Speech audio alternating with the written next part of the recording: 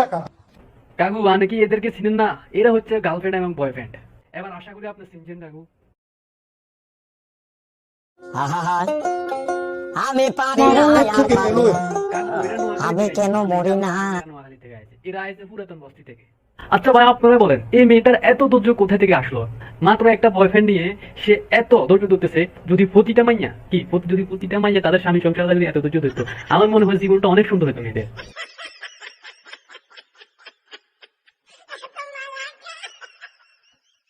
আপনারা আমার হাতে একটি কার্ড দেখতে পাচ্ছেন। মূলত এই কার্ড দিয়ে দেহ ব্যবসা করা হয় এবং দেহ ব্যবসা করার জন্য আসলে এই কার্ডগুলো রাস্তায় বিতরণ করা হয়। ও বাইরে ভাই কি দেখলাম আর কি শুনলাম। আমরা এতদিন শুনেছি কোনো অ্যাডের জন্য কার্ড বিতরণ করা হয়, কোনো পরিচিতির জন্য কার্ড বিতরণ করা হয়, কিন্তু এখন দেখতেছি ওটার জন্য কার্ড বিতরণ করতে হয়। আমার বলতেও মানে লজ্জা হচ্ছে, এই জন্য আমি বলতেছি না।